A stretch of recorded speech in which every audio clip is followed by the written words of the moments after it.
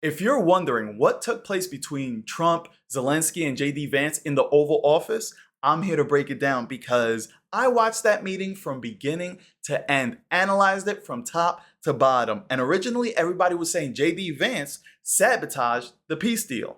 But after watching the entire meeting, that is not what happened. I'm going to show the highlights, we got receipts, and we're here to understand what took place in that meeting and why it finally broke down the way it did. Okay, we need some context here. Trump is trying to establish a deal with Ukraine, with Zelensky, where we receive rare earth metals for the development of AI and for other purposes in return for all the aid that we provided Ukraine in their fight against Russia. Okay, a couple of days before this Oval Office meeting, Marco Rubio had a meeting with Zelensky, where Zelensky, behind closed doors, according to Marco Rubio, agreed to this rare earth metals deal. He said, hey, it makes sense to me, let's do it. But then Zelensky, according to Marco Rubio, Zelensky gets in front of the cameras, gets out in public and says, nah, I rejected that deal. And so already going into this meeting, Marco Rubio isn't feeling Zelensky. And you see this when they ask about Zelensky's attire. Look at Marco Rubio's face. He is not content with Zelensky. He's already dealt with him and he's feeling like he's two-faced. Why don't you wear a suit? You're at the highest level in this country's office and you refuse to wear a suit. Just want to see if do you own a suit? Yeah, problems. A lot of Americans have problems with you not Really? respecting I don't the have dignity of such. this office. I will wear a costume after this war will finish. Look at Marco Rubio right Yes, now. Look maybe at him. one. He is maybe not something happy with like this guy. yours, yes. He doesn't like Maybe him. something He's just better. like, why I are don't we know. even here? We will see. Marco Rubio looks like he wants to get up and drop kick Zelensky. 3 things to keep in mind while watching these highlights. Number 1, Trump's perspective. Trump wants to make this deal, but he also wants the fighting between Russia and Ukraine to stop. And also, Trump doesn't want to hash out his disagreements between Zelensky in front of the cameras. He wants this to go as smooth as possible. He wants everybody to get the impression that everybody's on board for this deal and we can move forward. Number 2, Zelensky, on the other hand, he doesn't just want this rare earth metals deal. He wants Trump to commit the US to Ukraine in helping them defeat Russia. Do you see the conflict there? Trump wants a ceasefire. Zelensky wants Trump to help him defeat Russia. So the war would continue in Zelensky's eyes. And also, you'll see Zelensky getting frustrated that he's not able to answer questions in the meeting. Number 3, Trump and his administration view Zelensky as a spoiled brat. They feel that because he's held up as this hero, he gets to go to these countries and make these demands and dictate what he gets and how this war unfolds. But if it wasn't for the US and for our aid, he wouldn't stand a chance against Russia. So again, they view him as a spoiled brat. Keep those 3 things in mind as we watch these highlights. So here we have Trump. He's going to say, hey, we got a deal. We're going to get a ceasefire. Everything's going in that direction. But remember, Zelensky doesn't agree to that. He wants to fight against Russia and he wants to ultimately defeat Russia. We have had some very good discussions with Russia. I spoke with President Putin, and we're going to try and bring this to a close. It's something that you want and that he wants. We have to negotiate a deal. But we've started the confines of a deal, and I think something can happen. The big thing is the number of soldiers, mostly at this point, but soldiers being killed. We're losing thousands of soldiers. On both sides, we're losing a lot of soldiers, and we want to see it stop. Remember, Zelensky doesn't want to hear that the war is going to be stopped. He wants the war to go on. He wants more military aid to defeat Russia. But here Trump is saying, nah, we're ending it. We're putting a stop to it. This is already like, So that's Trump's first comments in the meeting. Next, it's Zelensky's opening comments. And he starts pointing out military aid. He starts talking about air defenses because, again, he wants this war to keep going so he could crush Russia. And of course, we count that America will not stop support. Really, for us, it's very important to support and to continue it. I understand what Europe is ready to do. And of course, I want to discuss with you what United States will be ready to do. And I really count on your strong position to stop Putin. Yes, and of course, we need very much the air defense. You have the best air defense in the world. And really, you helped us under attacks of Russians. So already from the jump, we're starting to see some conflict between the two. All right, so now the questions start rolling in. And the first reporter asks about security for Ukraine. What's the security we're going to provide Ukraine? And Trump goes, hey, we're going to provide security to Ukraine, but let us make the deal first. Remember, he wants to make this deal. And a long-term security for Ukraine. How is this provided? I think they're going to have great luck. I think once we make the agreement, that's going to be 95% of it. They're not going to go back to fighting. I've spoken with President Putin, and I feel very strong. I've known him for a long time, and I feel very strongly that they're very serious about it, and we'll make a deal. And when the deal is made, I don't think we talk about security. Everyone's talking about the other day, all they talked about was security. I said, let me make the deal first. So Trump is wrapping up, and now Zelensky wants to get his 2 cents in. But Trump knows that the more Zelensky talks, the more he's going to reveal that him and Trump are not on the same page. So he doesn't want that. Trump just wants to close the deal. But Zelensky gets his chance to talk. And remember, this is going to be a problem of Zelensky not getting his 2 cents out. Mr. President, This allows us to do that. I'm sorry. Yes, go ahead, please. If I can just, yes. So right here, you see Zelensky wants to answer, but he's about to get rolled through. But Trump goes, okay, no, you can answer. But remember, Trump doesn't want his disagreements being aired out in front of the camera. Okay, so right here is when we get the first glimpse of the tension between Trump and Zelensky. And it's on the topic of who's providing more aid and more funding to Ukraine. Is it Europe or is it the US? And really, we can help Europe because Europe really helped. President Trump said that they made less support, but they are our friends and they are our very supportive partners. They really gave a lot, Mr. President. They did. They gave a lot, but they gave much less. No. Much less. No. No. No. Okay. Right here, we're about to see the tension rise up even further. Trump will point out that there's too many casualties between Russia and Ukraine, and so the fight has to stop. And Zelensky hops in, and this is where you see a little bit more tension. Zelensky jumps in and says, hey, but they invaded us. Again, he doesn't want to handle his disagreements in front of the camera. We have tremendous death taking place as we speak, and I don't want to have that. Think of the parents, whether they're in Russia or Ukraine, think of the parents of all these people being killed needlessly. They came to our territory. Should have never started. If I were president, this would have never started. Later on, a reporter asks, hey, what's going to be the compromises between Ukraine and Russia? Like, if they're going to make a deal, they're going to have to compromise on things. Trump goes ahead and answers the question, but then again, he doesn't want the disagreements to continue, so he rolls on. He doesn't let Zelensky answer, and you see Zelensky get annoyed at this. All I can do is see if I can get everybody at the table and get an agreement. And I think we're going to end up with an agreement, otherwise I wouldn't probably be even here today. Mr. President, I've got 2 questions for you. You think ultimately your legacy will be the peacemaker and So more and more, their intentions are clashing, and you're seeing that tension keep rising just a bit more. Later on, a reporter asks, hey, do you plan on sending more arms to Ukraine, implying the war continues on, right? Trump goes, yes, we plan on sending more arms, but the war is going to stop. Remember, Zelensky doesn't plan on the war stopping. He plans on it continuing because he plans on defeating Russia. President, are you going to send more arms to Ukraine in case there's no peace? Yeah, we're going to have arms to Ukraine, yeah, sure. Hopefully I won't have to send very much because hopefully we're going to have it finished. We're looking forward to finishing this quickly.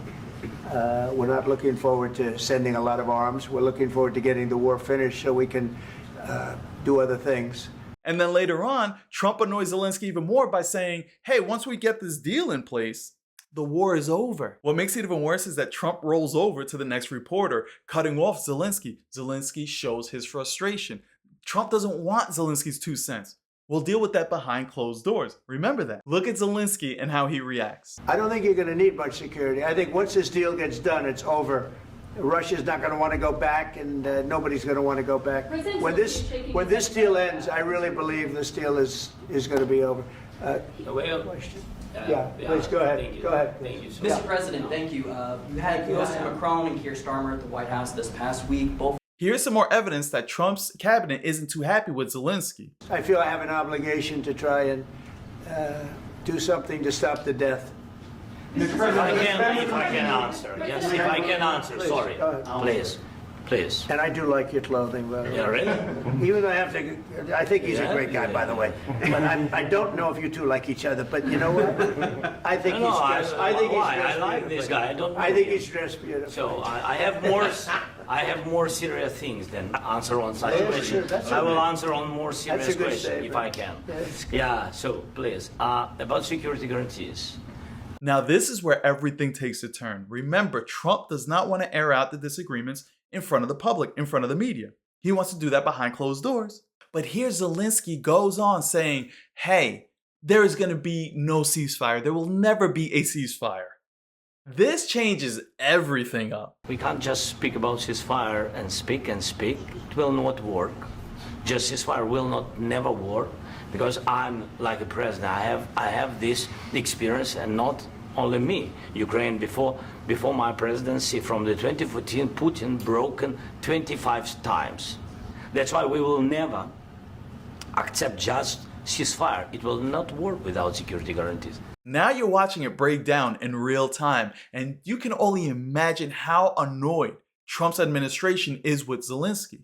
Because remember, he's not here to dictate what the US does and what ends up happening with this war, because he's in no position to do that without our support. Trump is here trying to push a cease deal. Zelensky's here trying to push war. And so you're just starting to see the tensions get worse and worse. Remember the whole spoiled brat point? Okay, you're gonna see Zelensky go, hey, the negotiations are between Ukraine and Russia, not really the US. Okay, like, hey, we determine what the terms are for negotiations. And I think that everybody understands that Ukraine, modern Ukrainians, nobody wants to stop this war.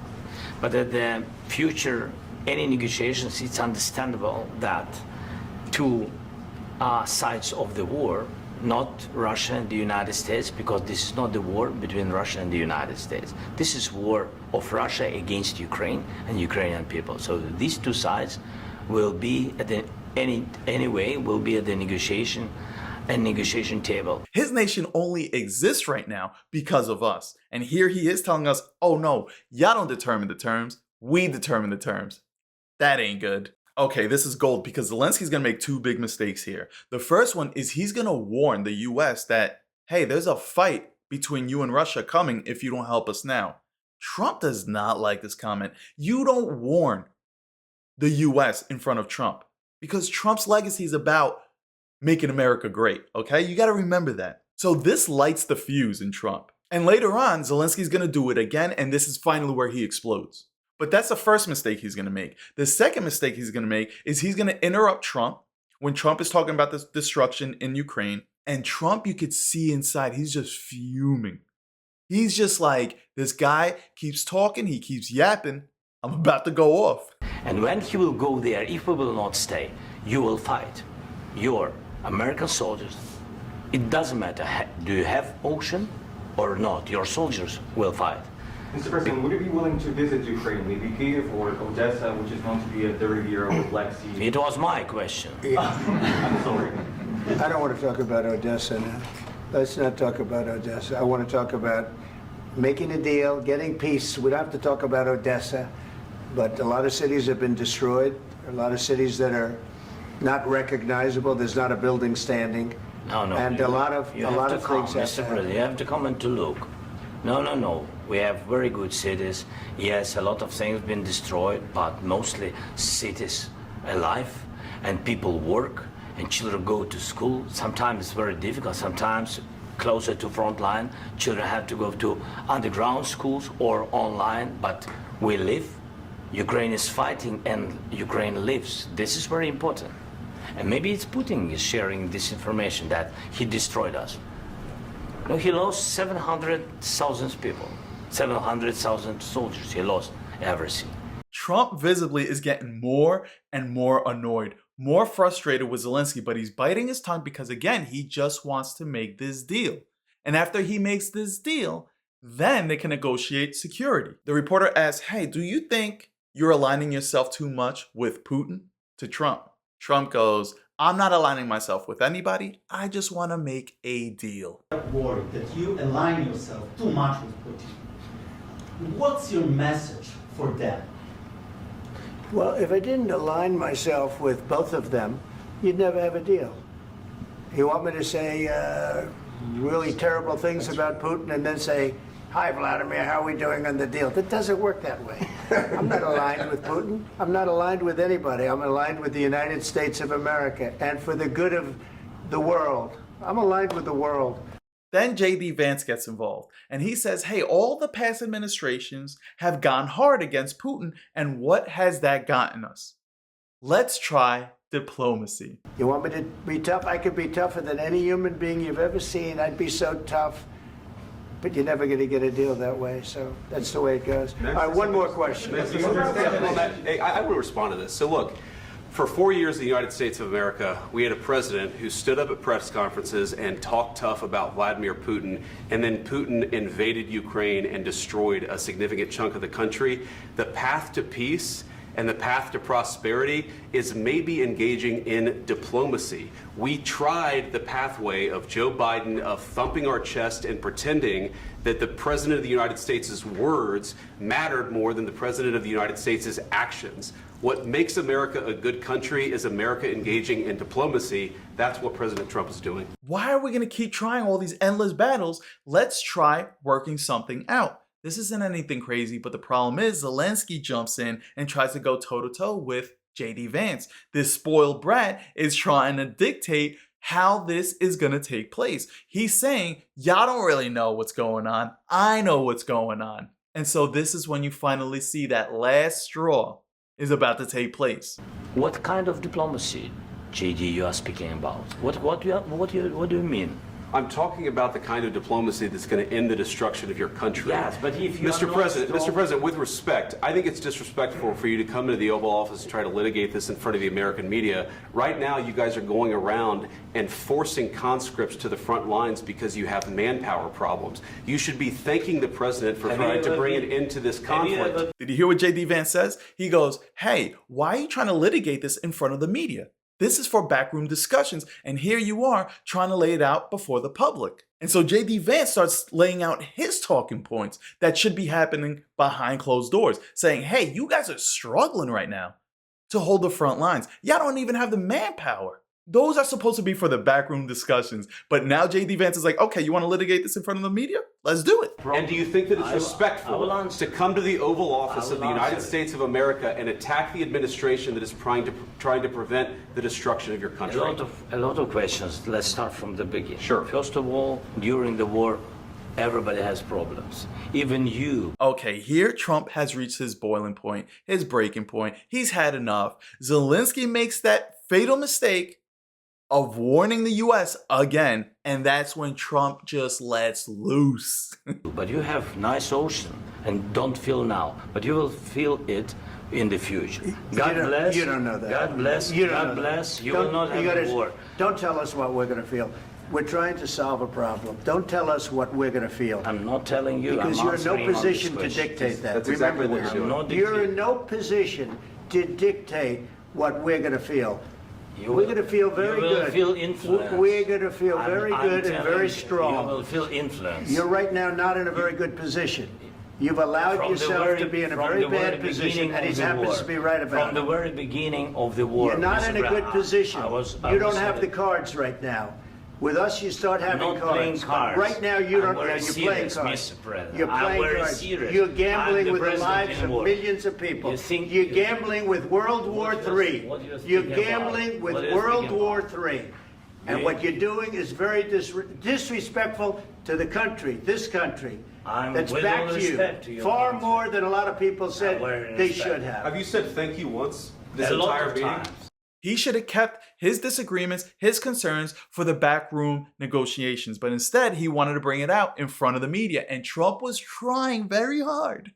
You saw him, he was trying very hard to bite his tongue, to hold back, to stay quiet, but Zelensky kept pushing it. He kept pushing it, and now he played himself. So yeah, I don't think it was JD Vance's fault. I think it was something that was present already from the beginning. And as the meeting just kept going on, you just saw the tension rising until it finally exploded. And ultimately, it was Zelensky that sabotaged himself. But I hope you better understand why it took place the way it did. I hope you like, I hope you subscribe. Thank you for watching, and God bless.